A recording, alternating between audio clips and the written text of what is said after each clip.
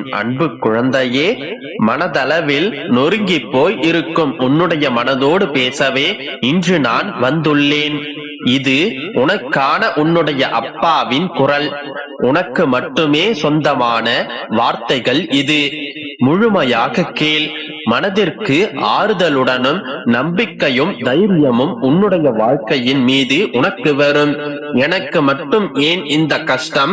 பலவித பிரச்சனைகள் சூழ்ந்து கொள்ள இரவு முழுவதும் அழுது புலம்புகின்றேனே என்று கேட்கின்றாய். எத்தனை காலம்தான் இந்த துயரமும் துன்பமும்? இதற்கு முடிவே இல்லையா அப்பா என்று என்னை சில நேரங்களில் கடிந்தும் கொள்கின்றாய். உன்னுடைய மனவேதனைகள் ஒன்று சேர்ந்து உனக்கு சோர்வை தருகின்றது. உன்னுடைய முகம் வாட்டமாகி விடுகின்றது. உன்னுடைய குறைகளை அடுத்தவர்களிடம் சொல்ல நினைக்கின்றாய். சொல்ல முடியாமல் தவிக்கின்றாய். சில சமயம் சொல்லியும் புலம்புகின்றாய். ஆனால் உன்னுடைய மனதை சரியாக புரிந்து கொள்ள இங்கு யாரும் இல்லையே.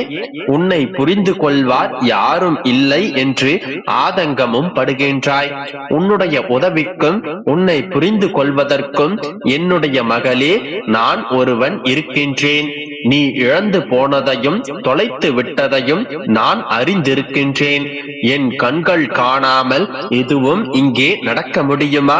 இருந்தும் நான் மௌனமாக இருப்பதற்கு காரணம், நீ இழந்தவையெல்லாம் உனக்கு நன்மை விளைவிக்கும். பிற்காலத்தில் பெரும் பலனோடும் வட்டியோடும் என்னுடைய ஆசீர்வாதத்தோடும் மீண்டும் உன்னிடத்தில் வந்து சேரும் என்பதை நான் தீர்க்கமாக அறிந்திருப்பதால் தான் இப்பொழுது மௌனம் காத்து நிற்கின்றேன். எவ்வளவு வேதனை, எவ்வளவு துயரங்கள்! இதிலிருந்தெல்லாம் நீ மீண்டு வந்திருக்கின்றாய். உன்னை கைவிடுவேனா? இனி நடக்கப் போவதை பார்த்து நீ வியக்கப் போகின்றாய். நீ பெருமாளின் பிள்ளை. மற்றவர்களின் குறைகளை பொறுத்துக் கொள்பவன் கடவுளுக்கு இனிமை சேர்ப்பவனாக விளங்குகின்றான்.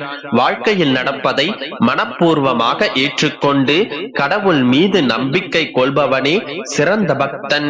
மன தூய்மையுடன் வாழும் மனிதன் கடவுளின் அருளால் எப்போதும் நிம்மதியாக வாழ்வான். கடவுளை இடைவிடாமல் தியானிப்பதால் எண்ணம், சொல், செயல் மூன்றும் தூய்மை பெறும். பிறருடைய துன்பத்தில் இன்பம் காண்பது பாவம். பிறர் துன்பம் போக்க உதவுவது பெரும் புண்ணியம். இப்பொழுது நான் சொன்ன இத்தனை நற்குணங்களும் என் பிள்ளையான உன்னிடம் குறையாமல் இருக்கின்றது. நீ நல்ல பிள்ளையாக இருக்கும் பட்சத்தில் ஒரு தகப்பனாக உனக்கு வேண்டியவற்றை செய்து கொடுப்பது என்னுடைய பொறுப்பு. என்னுடைய கடமைகளிலிருந்து நான் என்றும் தவறிவிட மாட்டேன். என் மீது நம்பிக்கை பலமாக இருக்கும் பட்சத்தில் உன்னுடைய வாழ்க்கையின் வெற்றிக்கு பாலமாக நான் இருப்பேன். அளவு கடந்த கஷ்டத்தை அனுபவிக்கின்றாய் என்று வருத்தமடையாதே. உனக்காக எல்லையற்ற மகிழ்ச்சி காத்து கொண்டிருக்கின்றது என்பதை மறந்தும் விடாதே. ஒவ்வொரு கஷ்டத்திற்கு பின்பும் எல்லையற்ற மகிழ்ச்சியை நான் ஒளித்தே வைத்திருப்பேன். நீ எதிர்பாராத நேரத்தில் எதிர்பாராத அற்புதத்தை நான் உனக்கு நிகழ்த்தி காட்டுவேன். என்னுடைய வார்த்தைகளை முழுமையாக நம்பு மகளே. உன்னுடைய வாழ்க்கை நீ விரும்பியது போன்று நிச்சயமாக மாறும். உன்னுடைய துன்பங்களை எல்லாம் போக்கி நீ விரும்பிய வாழ்க்கையை உன்னுடைய கைகளில் கொடுப்பதற்காகத்தான் நான் உன்னை தேடி வந்துள்ளேன். உன்னை என்னிடம் சரணாகதி அடைய செய்துள்ளேன். இப்பொழுதும் கூட எனது இந்த வார்த்தைகளை உன்னுடைய செவிகளில் நானே சேர்த்துள்ளேன். இது உனக்கானது மட்டுமே.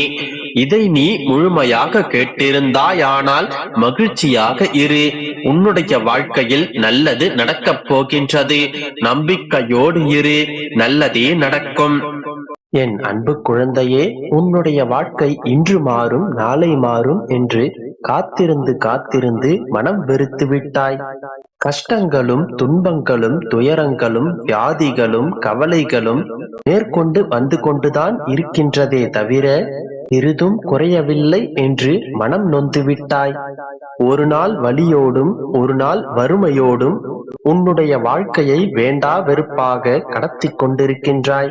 என் அன்பு குழந்தையே, இந்த நிலையில் தான் நீ தெளிந்த நீரோடையை போன்று இருக்க வேண்டும்.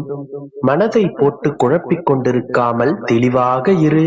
நீ கிடைக்கவில்லை என்று ஏங்கிக் கொண்டிருக்கும் விஷயங்கள் ஒரு வண்ணத்து பூச்சியை போல அதை பிடிக்க முயற்சி செய்தால் அது பிடிக்க முடியாமல் பறந்து கொண்டேதான் சென்று கொண்டிருக்கும். ஆனால் பேசாமல் அமைதியாக உட்கார்ந்து பார், அது உன்னை தேடி வந்து உன் கையில் அமரும். அதனால் நீ எதற்கும் கவலைப்படாமல் அமைதியாக இரு. உன்னுடைய மகிழ்ச்சி உன்னை தேடி வந்து சேரும். நீ நினைப்பது நலமானால் உனக்கு நடப்பதும் நலமாக அமையும். தொட்டு கெட்டவன் இந்திரன், தொடாமல் கெட்டவன் ராவணன், சொல்லி கெட்டவர் விஸ்வாமித்திரர், சொல்லாமல் கெட்டவன் ஹரிச்சந்திரன், கொடுத்து கெட்டவன் கர்ணன், கொடாமல் கெட்டவன் துரியோதனன். இந்த உலகத்தில் நீ எதை செய்தாலும் உன்னை கெட்டவன் என்று இந்த உலகம் தூற்றும். அதனால் உனக்கு பிடித்த வாழ்க்கையை யாரையும் காயப்படுத்தாமல் சந்தோஷமாக வாழ். உன்னுடைய செயலும் சொல்லும் யாரையும் காயப்படுத்தாதவரை உனக்கு எந்த பிரச்சனையும் வராது. பெருமாளே கதி என்று என்னுடைய பாதங்களை சரணடைந்த பிறகு இனி உனக்கு எந்த கவலையும் பயமும் தேவையில்லை.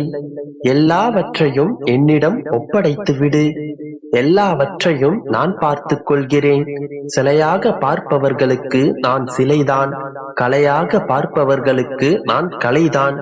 இறை என்றோருக்கு நான் இறையை தருவேன். அவர்களை அன்பால் சிறை கொண்டு அவர்களை ஆள்வேன். வானமும் பூமியும் அழிந்து போகலாம், ஆனால் நான் உனக்கு கொடுக்கும் வாக்கு என்றும் அழிந்து போகாது. எப்போதும் என்னுடைய கைக்குள்தான் உன்னுடைய வாழ்க்கையும் நீயும். ஒரு நாளும் உன்னை கைவிடவும் மாட்டேன், உன்னுடைய கையையும் விடமாட்டேன். நீ எதை நினைத்தும் கலங்காதே, தைரியமாக இரு. சவாலான காரியங்களில் துணிந்து இறங்கு. உன்னை வழிநடத்துவது எம்பெருமான் ஏழுமலையான் என்பதை எப்போதும் மறவாதே. பிரச்சனைகளை எதிர்கொள்ளும் போது பிரச்சனைகளை பற்றி வந்து என்னிடம் சொல்லாதே. அந்த பிரச்சனையிடம் சொல், உன் பின்னே இருப்பது நான் என்று.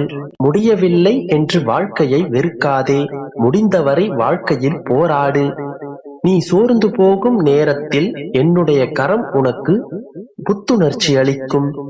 ஏதோ ஒன்றை நீ இழக்கும் போது ஏதோ ஒரு புதிய விஷயத்தை நீ பெறப்போகின்றாய் என்பதை என்றும் மறவாதே. அதன் பிறகு உன்னுடைய வாழ்க்கையில் உனக்கு நம்பிக்கை துளிர்விடும். வாழ்க்கையை எப்படி வாழப்போகிறோம் என்று பயம் கொள்ளாதே.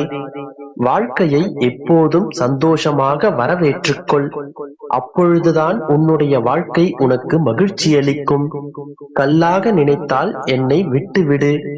கடவுளாக நினைத்தால் உன்னுடைய கஷ்டங்களை என்னிடம் கொட்டிவிட்டு நிம்மதியாக இரு. அனைத்தையும் நான் பார்த்துக் கொள்கிறேன். எல்லாம் உனக்கு சாதகமாகவே நடக்கும். நம்பிக்கையோடு இரு. நல்லதே